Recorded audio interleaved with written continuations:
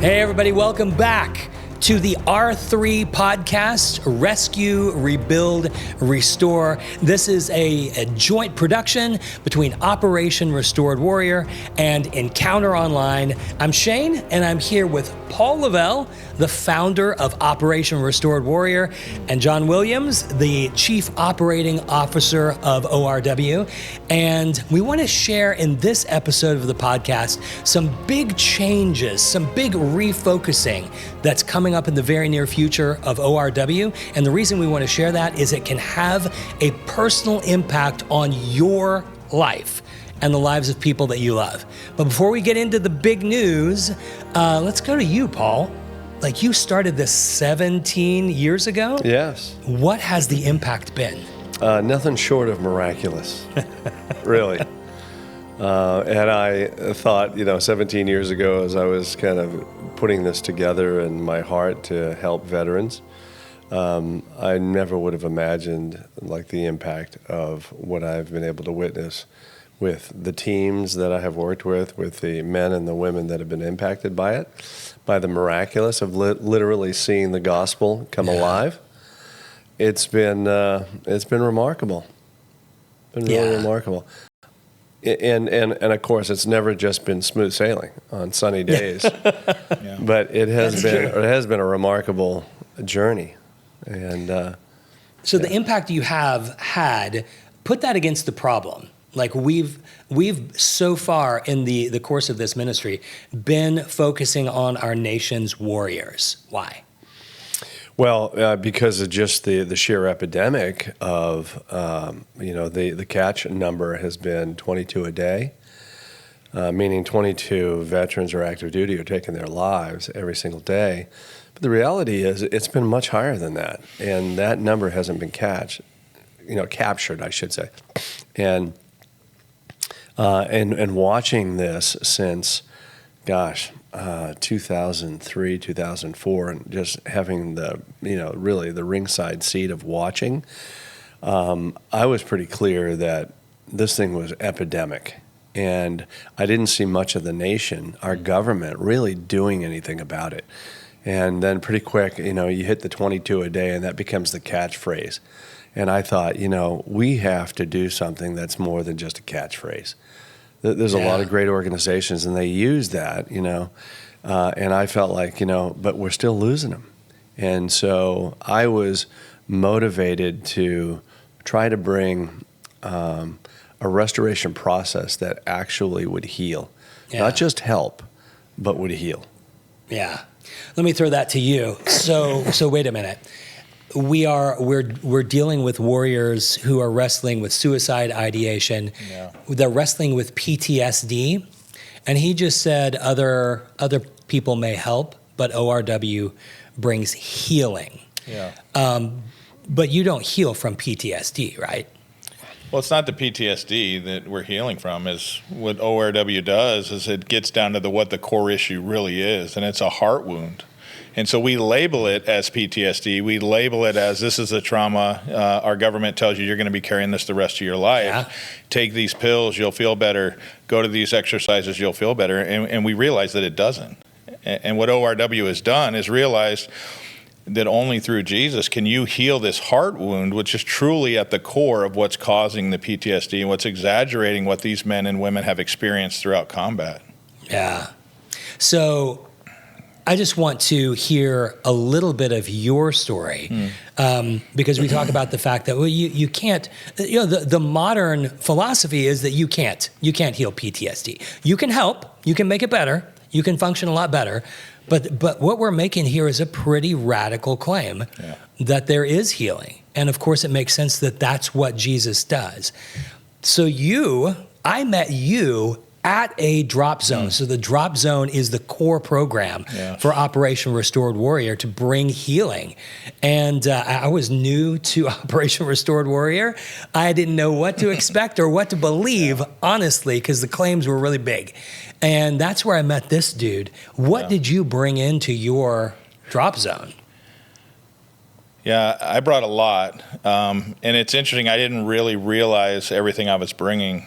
Being in the Coast Guard for 30 years, I was in the rescue role as a helicopter rescue swimmer. And so my whole focus has always been to rescue and save others. And the focus hasn't been on myself and my issues that they compound. And even when I came to my drop zone, I had 5 other warriors with me. They were true warriors of the sense of the word, in the military sense. And I had told myself that this wasn't for me, in the retrospect that I didn't qualify to even go to receive this healing, but my role was to get these 5 guys to 7W Ranch so they could be healed, or whatever this ORW thing was about, that I was going to get them there.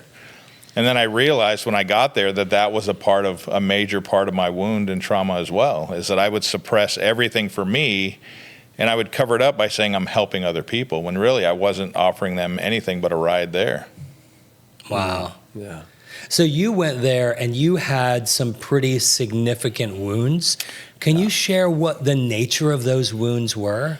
Yeah, I definitely had some, just a lot of, especially in the rescue realm, having lost or had cases where I've had to recover, like small children, for instance, and carrying the shame and the guilt that's my job. I'm highly trained. This is what I should be doing.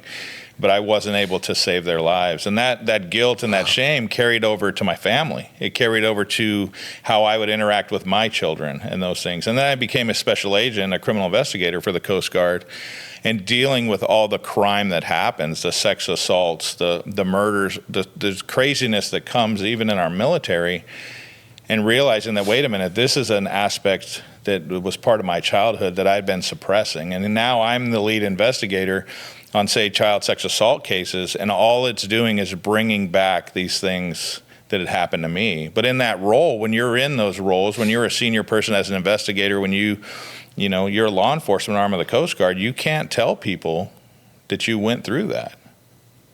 So you're saying that you had a number of not necessarily combat, but military-related experiences that exacerbated PTSD, but the real issue was underneath personal experiences that you had as a child? Absolutely, is what I found out when I got my healing at my drop zone. I had blamed everything on, I'm never going to be like my parents, or I'm never going to be like this person or that person.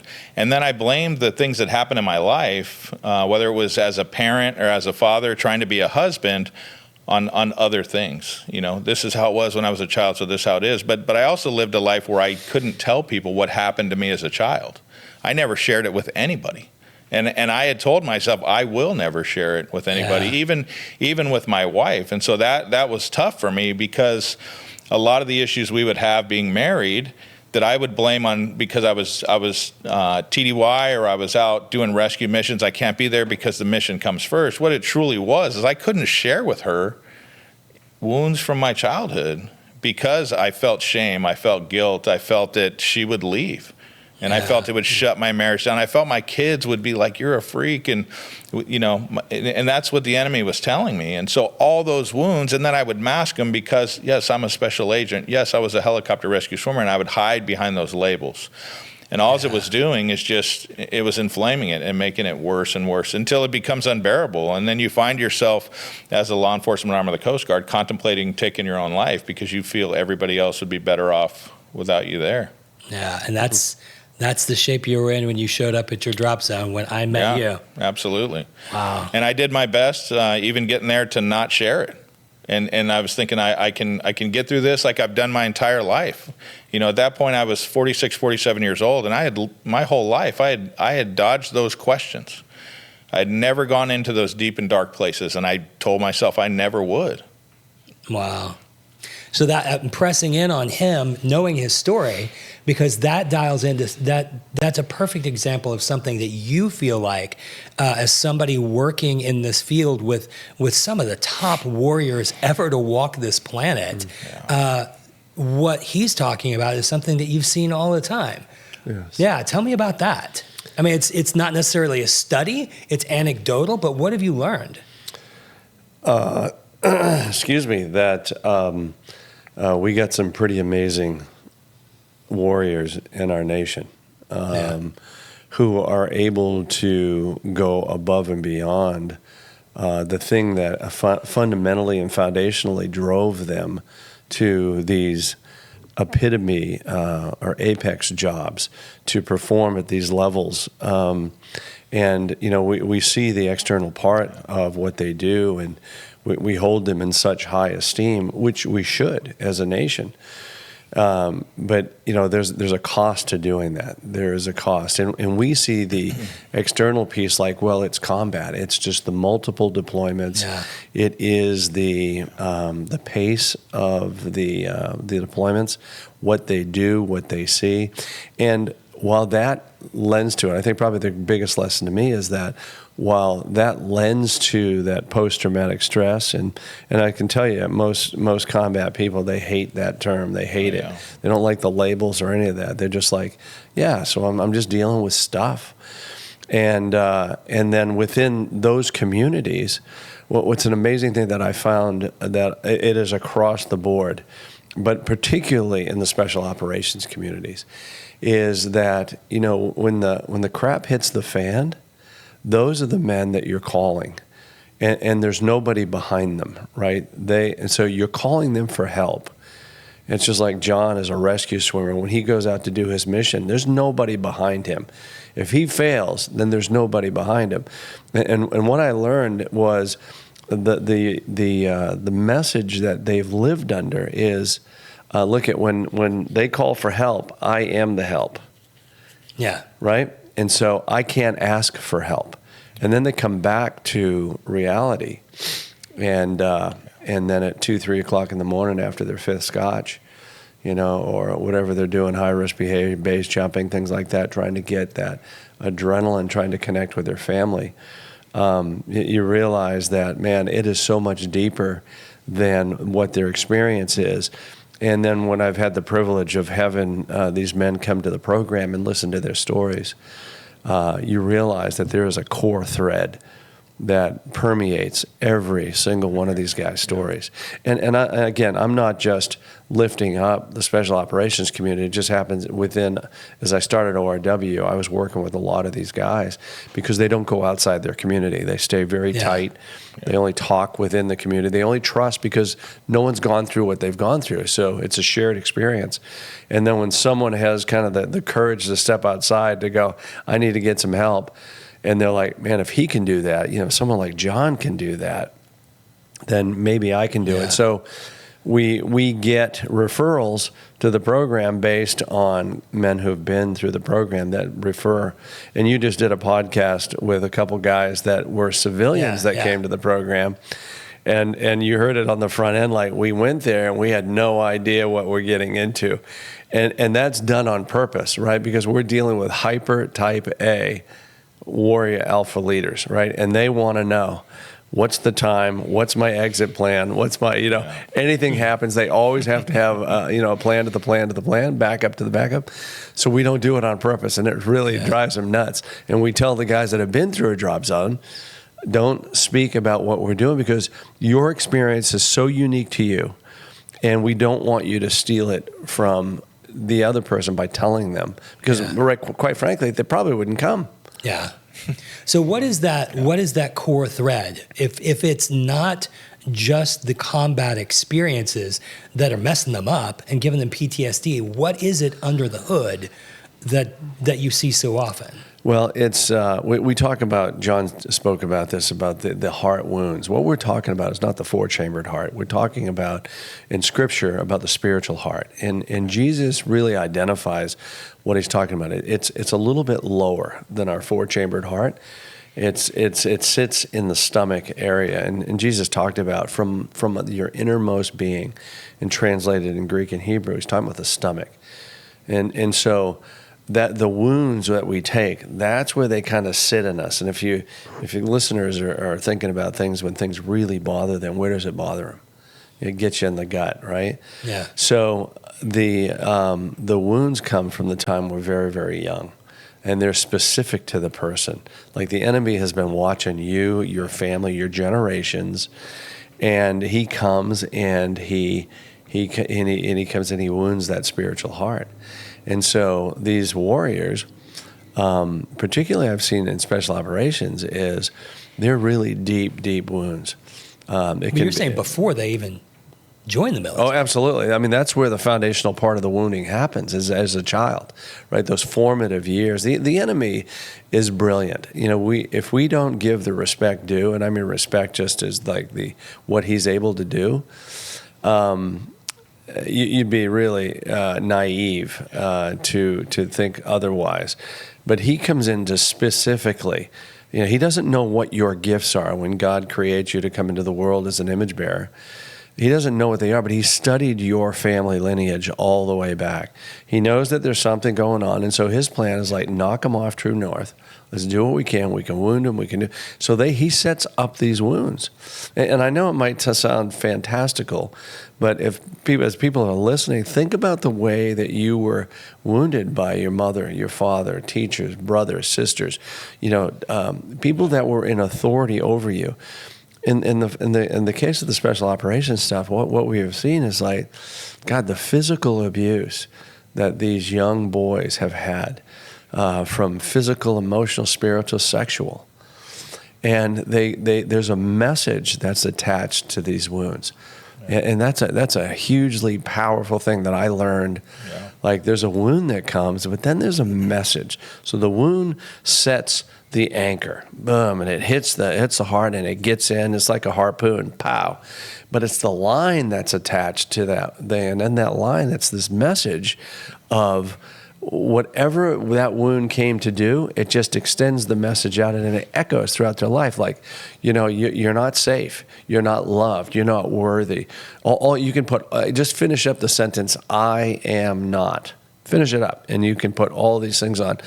Well, if you think about in our own lives, when we're getting ready to do things or we're trying to achieve things, what's the message that always comes to us, right? Mm-hmm. Mine was, I'm not worthy. I'm not worthy of this, and I don't matter. And so when you're doing things, you're like, So what happens is you do one of two things, and this is another thing that I found to be really foundationally true, is that from the time we're little, we either embrace the wound as true, you're not loved, you're not worthy, you're a little jerk, whatever message come with that, we either embrace it and we go to passivity, like it is true, I'm not worthy, I'm not lovable, right? I don't look like other kids, I don't act like other kids. I'm broken, I'm dirty. Broken, that's exactly right.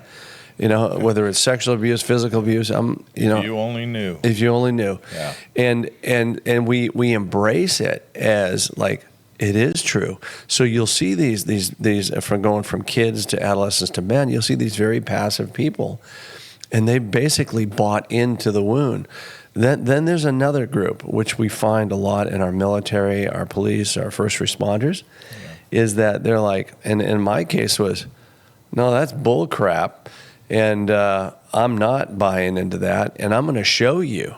So we go into, like, I'm fighting back. And we don't know why we're fighting back. We just know that we have to. Yeah. And in doing that, we talk about friction. We're fighting back, but we're getting pushed off the true north of who we are. And then it's kind of like if you ever seen people with a crooked spine. You see people walking, their hips are out and all this stuff, One of the amazing things, I was talking to a chiropractor about that because it relates to, if you just see the physical thing, is, your brain is meant to keep your eyes level. And so your brain will do everything in your body to keep your eyes level, which means it's going to contort your body all the way down to your hips. So you see people walking around and the brain's just trying to keep the eyes. Well, the heart is trying to keep the spiritual self level. And so we will adjust our walk, if you will, our spiritual walk. We develop a pose so that no one's going to see the weakness. Yeah. No one's going to ever know the message of my wound. Yes. And so we develop these things. Well, then as we fast forward into adolescence, when we're supposed to be really being initiated from boys into young men, and we go through kind of the masculine journey of what that looks like, from the cowboy, from the beloved child to the cowboy to the warrior, to the lover, to the king, to the sage. And these foundational core processes in that journey is the beloved child. And it's during those beloved child times when the enemy comes. and the wounds hit. And then the message goes through adolescence, the cowboy stage. Yeah. And then we see these guys like, I'm going in the military, or I'm going to be a police officer, or I'm going to be a fireman, or I'm going to, go in the CIA or the FBI, but I'm doing something that's dangerous, right? I'm going to prove to the world I got what it takes. Yeah, that's a big difference. It's not that so people who embrace the message of the wound and go to self-condemnation and retreat and passivity. That's one choice. This other choice is not disbelieving the lie. It's not, if I understand correctly, it's not like, no, that's not true about me, and I'll show you. It's really still believing it, but desiring to disprove it or to beat it or to break. So you're still slave to the lie. It's just a different kind of behavior. It's not that you have a genuine and healthy identity. The lie still owns the identity. You're just battling it in the hopes of redeeming yourself, if I understand correctly. That is true. And it comes when it's very subtle, and it sneaks in. I know in my case, it just snuck in. And so the battle wasn't one day I was like, I'm this complete dumpster fire. I got to start fighting. It's the little yeses. And then the sneaking in. Okay, so as a kid, I have to be better at sports over here. And then before you know it, you're 46 years old, and you're 5 or 6 degrees off true north. And you've been in this battle your whole life, but you don't even realize it. When you were talking about having, given the enemy credit, how cunning, how deceitful he can be, it's very nonchalant. And if you're not aware of it, for me, I was living in that, no, I'm sure he's there, but not around me. And I wasn't giving him that credit of how dangerous he was. And yet, from an early age, he had crept in and already set up shop and just continued to push. Yeah. So what we're camping out here and talking about is a really important reality that leads us to, I think, what impacts you, the listener and viewer, personally. We're talking about the history of Operation Restored Warrior and how they've pioneered a process, really arm in arm with Jesus, that brings total healing and absolute deliverance from PTSD, which humanly is impossible. And yet we've been talking for like 15 minutes now about the kinds of wounds that have nothing to do with combat. Yes. They're the kind of wounds that you might have. We've all had a childhood. We've all got an enemy who's been pursuing us from the get-go and trying to wound us at every possible turn. Yes. And so as you learn through the years that, like, wait a minute, they've got some bad combat experiences, but really the coal fire at the bottom of this thing starts in childhood. How did that lead you to a decision of like, wait a minute, we've got to pivot a little bit? Yeah. Well, it still goes back with the identifying, what is it? What is that point? What is the thing that makes that different for combat veterans or first responders is that once the message of that wound drives these people, they go into the military. Excuse me. Hope you can cut that out. I think we can. They go into the military because they're trying to get an answer to that question. And it's not just military.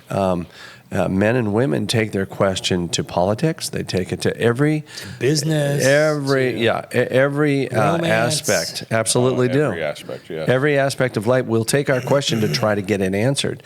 And the problem is, all of that stuff can never answer the question, right? We don't know it. But we really strive to find that. So the guys will go in, and they'll go in the military, and they want to be tested, and they want to prove that they got what it takes. My friend John Eldridge, when he wrote Wild at Heart, he hit those key things. A man wants a battle to fight, wants an adventure to live, and a beauty to rescue. I did a master's degree in counseling, and that was all I needed to know. Really, out of all the theories and all the stuff, that was the foundational core of. I spent 2.5 years going, and it was that was the truth. And I saw it practically played out with these amazing warriors who came to these drop zones, and the message of that wound that drove them.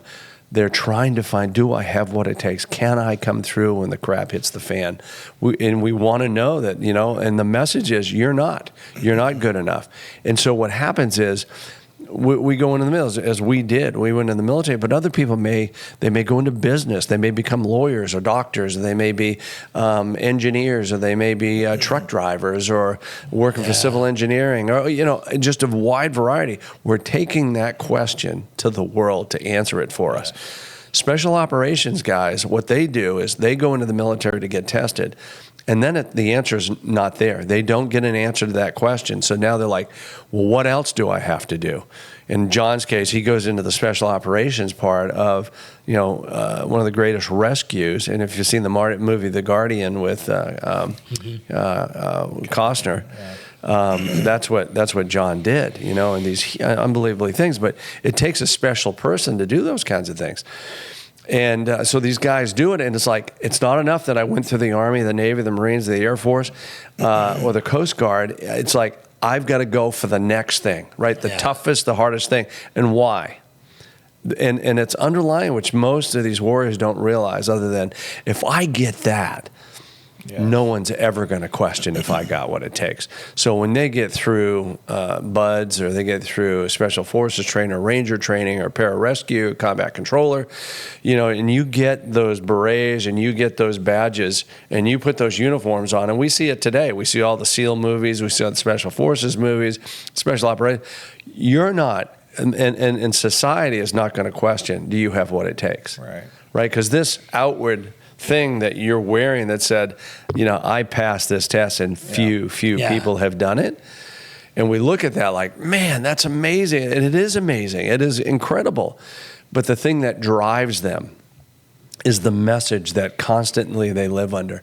That was something that was just pretty amazing to me. And when I uncovered that, I understood that, wow, yes, combat and the horrors of combat, it exacerbates the wound and the message of that wound to like exponential. And that can be the catalyst that pushes them over the edge, of course, then listening to the enemy. But it is that wound, and it's the message of that wound that's the whole thing up. Yeah. And the big point is, we've all got wounds. We've all got wounds. Both of you come from a military background. I come from a ministry and arts background. I have wounds. I don't know what your background is, but I do know one thing about you. You've got wounds. I mean, stay-at-home homeschooling moms, or corporate executives, or university professors, or garbage men, they've been children. Yes. They've been wounded. And now they've got to figure out, how do I deal with these messages? Like, I'm weak, I'm not safe, I'm dirty, I'm broken, I'm unwanted, I'm unlovable. I mean, have you ever heard any of those voices? Like, as you listen to that, do any of those sound, even if you never speak it out loud, do any of those sound true about you in your heart? Like, is there a part of you that goes, I'm not lovable, I'm not worthy, I'm broken, I'm dirty? And then these are not rhetorical questions. The whole thing that we want to share today is that, based out of these realizations that Paul and the rest of his team have made dealing with some of the world's most incredible warriors, there's a process of healing that everybody needs. Absolutely. Yes. And nobody really has that process in place, not to sound dramatic, as tried and true and tested as Operation Restored Warrior. So tactically, that's taking this ministry into a new area of additional focus. What does that look like, man? Yeah, so we've been working, as Paul has said, for 17 years with the nation's warriors. But one of the things we realize is this isn't just for our military. This is for men and women out there, for the homemakers, for women that are doing it behind the scenes while the military gone, for our pastors, for the business people, for politicians. This is for everybody. It's the treasure that needs. This is the healing everybody needs. So, logistically, strategically. For the person listening who's already bought in and is like, oh yeah, I need that. Right. How can they now connect with ORW. What is ORW going to do moving forward to make that available to everyone? Yeah, so coming from what we would do, our core program, our drop zones that we did with the military, we were only able to bring out 6 warriors at a time once a month. And now as we make this pivot, as you're talking about, we're moving into the large venues, conference style, where we're able to get not just our military warriors, this is going to be open to everybody in that large venue to be able to teach these sessions, to be able to receive this same healing that we see at the drop zones, to have Jesus come in and heal these core wounds, these core issues. And then we're also have it where we can do it virtually or online. There's people that aren't able to maybe even get to a large venue for a myriad of reasons. And so through our virtual, through our online, they can go through it on their own at home. They can go through it as a small group. They can go through it as a family to be able to walk through and receive this healing that comes with it. And these are products that are not just the video stuff, but the books that come with them, the guides that go through it. So you can write it down. You can write down what you're hearing and seeing. You can go back and revisit and get in there to truly get the healing you are. And so for us, the big drive and the big push now we feel is, for so long we've been, shepherding this gift that Jesus has been given us of healing. And it's something that we have to get out to the world. We don't think the stage is too big. We want to push this large venue. So we're starting in Alaska this year, as well as South Carolina, to be able to do large venues from 50 to a couple hundred people. And the goal is in 2025 is we want to take this to stadiums. We want to take this to larger venues with thousands of people. We would love to come, as we go through and we meet new partners and organize with them, even to large churches that can hold a capacity over 3,000 people. It is something that our country needs. It is vital. It's not, that's the beauty of the healing. It's not just something that's going to help or make you better. It changes everything. Yeah. It changes every aspect of your life and how you see it. It changes every aspect of your family dynamic. And so for us, the stage cannot be large enough. Like we want to take this to the largest stages that have ever been available. When you talk about how freedom changes everything, it changes every relationship, it changes every dynamic in your life. I just start to think of 3,000 people being set free all at once. Yeah. Like, the kingdom impact of that. And there's something inside the core of me after being healed, being part of Operation Restored Warrior, that says that's still not enough. Oh, yeah, I agree. That 3,000 is not, that's a starting point. And when the healing comes, especially outside the military realm now in this new season that we're in, it's not just we're offering this healing and you go away. It's that partnership that's going to continue to build to let this set like that wildfire that's just going to take off around not even just the country, around the world. That's really exciting. Let me play devil's advocate real quick. I don't want to take us on too much of a rabbit trail, but I understand this idea of like a drop zone. You have 6 guys come in and they receive some intense focus. I love the idea of 3,000 people being set free at once. Yeah. How does that work in a stadium? It's a different dynamic. Yeah, it is a different dynamic. Have you seen it work? I have. All right, I kind of knew that. That's a setup. Yeah, but I got to tell you though, going back to the length of time that we've been doing this, Jesus told me early on, I want you to do what I did. I want you to act like I did. And you'll get the results. So he worked with one person at a time. If you know his healing, he didn't do it, but he did it one person at a time. And what he basically gave to me was, you're going to crawl, you're going to then walk, you're going to run, and then you're going to run a marathon. So for the past 17 years, we've been crawling. Right? We'd start to walk, and then we'd kind of crawl, and we'd start to walk, and we're just like a child, right? But over 17 years, the group of people that we had the honor to work with, again, were like some of the most assaulted members of our society, to where we know that it's well over 40 a day that we're still using. And the disgusting, sad thing is you don't hear anything on TV about it, right? You hear all these different... 40 suicides a right, day. all these things That was about on the news last night. about like, all these little special interest groups and all these things that are getting all this attention, right?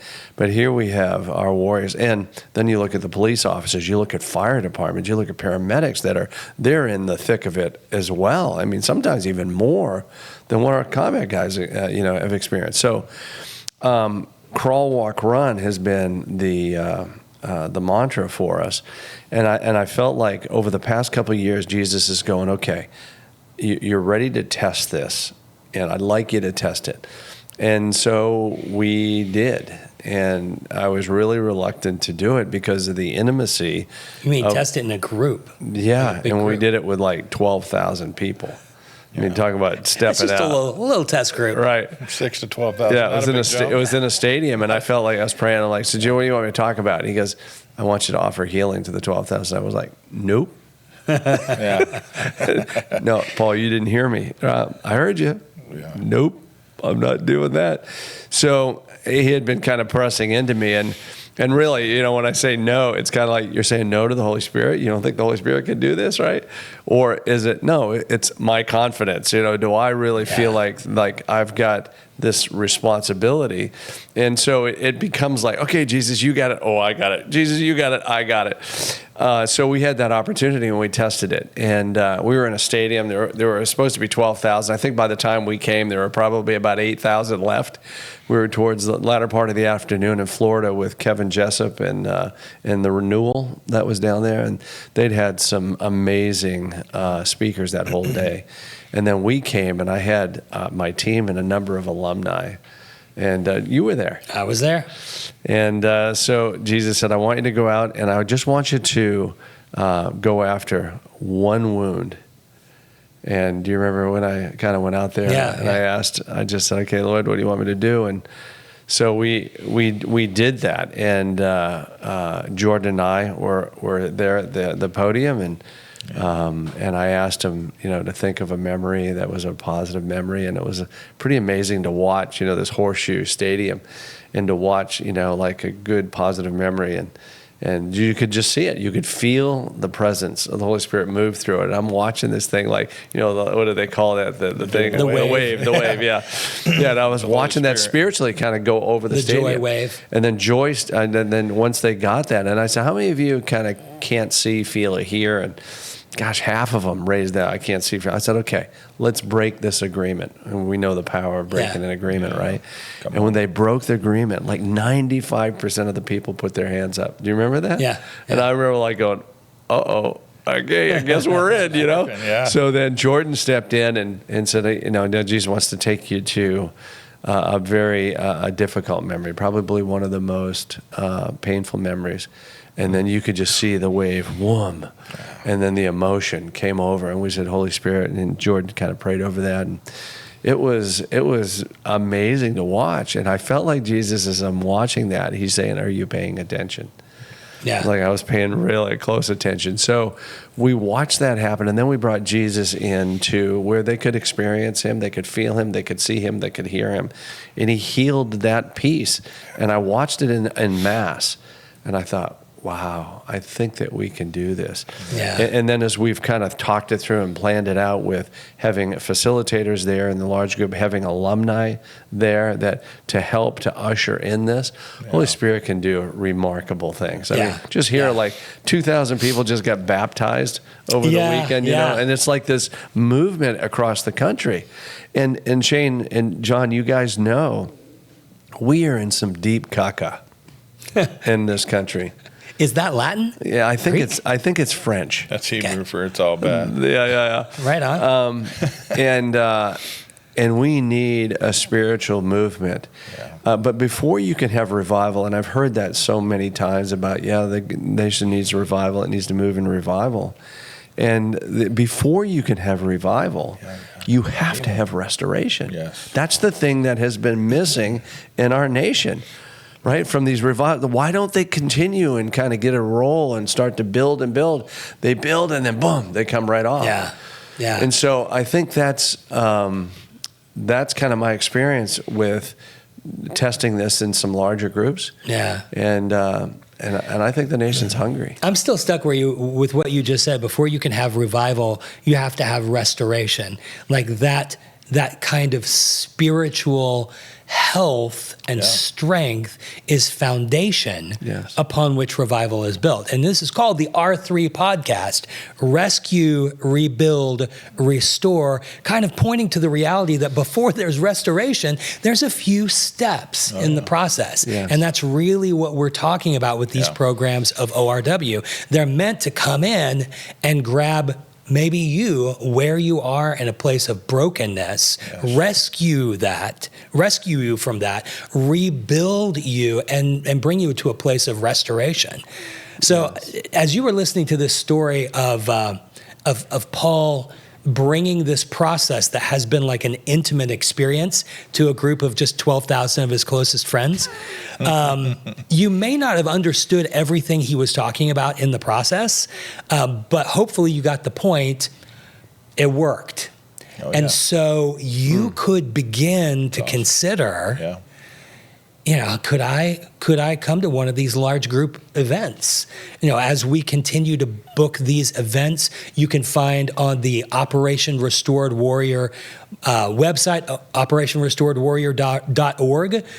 We'll have information about upcoming events. But on the flip side, you, instead of waiting to join a crowd of hundreds or even thousands of people, you could start now, like right now. You could turn off this podcast and begin. Absolutely. What does that look like? Yeah. So are you talking about beginning with the virtual piece? Our online programs. It's phenomenal. And it's our drop zone that has been filmed in some of the most beautiful locations with our facilitators that walk you through every bit of that. I think the biggest thing, even for me, when we talk about we can shut this podcast down and you can go right to that and learn, is the one thing that resonates, and I hear it all the time. I've heard it for the last 3 years, 4 years that I've been involved with Operation Restore Warrior, is people say, well, that's just not for me. And that's the biggest lie out there, because it is for you. Yeah. And so you're able to start walking through it immediately. There's not prerequisites you have to do. You go online. It has our virtual sessions. You click on it, you register through your email, and it drops in your inbox, and you get busy. You get started with this restoration. So when is that going to be built and ready? So that's ready right now. That's ready today. How much does it cost? Yeah, and it cost us a good penny to build it. I think we're in between $150,000, $200,000 for our men's program as well as our women's program. And this is something that Jesus had laid on Paul's heart, that we need to give this to people. We need to provide this. We need to provide it to them so they can get this healing. That's how important it is. That's how important the message for Jesus saying, get this out to everybody is that we did spend the funds to do it, but it's so important we have to get it out there. Yeah. And there's the opportunity at the end to pay it forward. When you have that impact of feeling that restoration, the rebuilding, and here's how I'm going to go forward in my life. Wait, I want to make sure that Shane gets through it. I want to make sure Paul gets through it. So what I'm going to do is I'm going to donate at the end and pay it forward. I'm going to pay for them maybe $60, maybe $80, maybe $100, whatever I can afford to pay for them to come through. I'm going to go to my church and say, we need to do a men's small group, or we need to do a women's small group with this virtual program, this LMS program that's phenomenal. And then maybe the church says, absolutely, what we're going to do is we're going to fund this for the church down the way. We're going to fund this for other people in our community. So the pay it forward model is phenomenal, but to start today, right now, it costs you nothing, but maybe just a few seconds of your time. And one of the things we say a lot is that you can either you can suffer the change of just staying the way you are, or you can be uncomfortable for a minute to change the rest of your life. Yeah. I just got to let that sit for a minute. Yeah. And so that's a good one. It's an easy decision. And the beautiful thing is once you go through the LMS and the Catalyst, that doesn't mean you're just done. We would love to have those people come out to these large venues as well. Yeah. With the follow-on resources that we're providing, that are becoming available as well. And then to be able to put it into action, not just to receive it, not just to be restored and rebuilt, but to put that in action to go and restore and rebuild others. That's what this movement looks like. That's what Jesus put on our heart, to just press in, press forward, let's go and get this going. Yeah, that's good. That's good. So I I don't know who you are out there listening or watching, but if you're a husband or a wife who's struggling in marriage or with your children, maybe you're an entrepreneur out there and you're self-medicating with alcohol or pornography. Maybe you're a student who feels absolutely rejected, feels like you have no one, and you're really questioning whether this life is worth it. Everything we've said here is for you. Absolutely. And help is literally one click away. So if you go to operationrestoredwarrior.org, there's a big button on the homepage that says visit our online programs. Yes. You could be registered and doing this in 5 minutes. Yep. And it is a journey that we have, we're not breaking our arms, patting ourselves on the back. I mean, Paul could spend all day telling you the story of how Jesus brought this program to fruition. And online, you're not going to see the fruits of our work. You're going to see Jesus and the work he's going to do in you. Can I add something to that? I think it's important to give credit where credit's due. So obviously Jesus is primary in that. This is not about a religious experience. Yeah. I mean, people can have a religious experience, but it's not about a religious experience. It is about a relationship. It's what Scripture talked about. When you see The Chosen and people, millions of people are drawn into that relationship, man, what would that have been like? To just walk with Jesus, just see him and to look at him and to be able to, and the offer is still there because we go, well, he's not physically sitting there like that, but his spirit is in us. It's with us. Yeah. And what people experience here, folks, is they experience what the disciples experienced. What we get to experience is the presence of Jesus, and it's incredibly humbling, and it's incredibly healing. But it is the promise of Isaiah 61:1, I've come to heal the brokenhearted, set the captive free, release from darkness the prisoner. It's not just a mantra. It's not religion of, I've got to go to four walls, and I'm going to sit in there and listen to a sermon. And then, that's part of the experience of being in community. And I never want to say that that's not an important thing. It is. It's because Jesus talked about being in community. But the relationship is one-on-one. He cares deeply about you. And in that thought is giving credit where credit's due is, I had the privilege of learning what I'm learning from John Eldredge and Bart Hansen and Craig McConnell of Wild at Heart. And I had the privilege of really kind of just meeting Jesus and then stepping into what they had taught me. And John is a brilliant teacher. Orator, and Bart Hansen is one of the most amazing guys I know. He's a Texas cowboy, and you talk about generous of heart. These guys basically say, Paul, take what we've taught you and go do it. And what I've done is I've done that, but we've added to it, and we've added what I feel like is this significant component that takes you to the next place of healing. Right. And that's one of the things, you can get to a certain place, you can understand what happened. You can get clarity on something. And as men, we love to understand, we love to have clarity. But understanding doesn't equal healing. And clarity doesn't equal restoration. So you can understand a lot and not be healed. And you have a lot of clarity and you will not have restoration. And so, I really am just deeply grateful that Jesus brought me across John and Craig's and Bart's path to where we are today. And then we've built on that message, which now includes the deep restoration of the heart. So kudos to them. Yeah, for real. I love this idea that as we talk to you directly, the viewer and listener, and say that this is something you can access right now. This idea that this isn't a new thing. It's new that we're sharing it, but it's something that we've been walking out. Some of us for 17 years. It's something that even before that, John Eldredge and all of the Ransomed Heart Ministry had been developing for years and years and years. And ultimately, it all goes back to Jesus, and it was always his plan for you to be healed and free. Amen. Absolutely. So this is the new direction that Operation Restored Warrior is facing. We just wanted to spend this podcast telling you a little bit about it because, like I said at the very beginning, this means something to you. So if you even have the smallest bit of curiosity, check it out. Yeah. What's it going to cost you?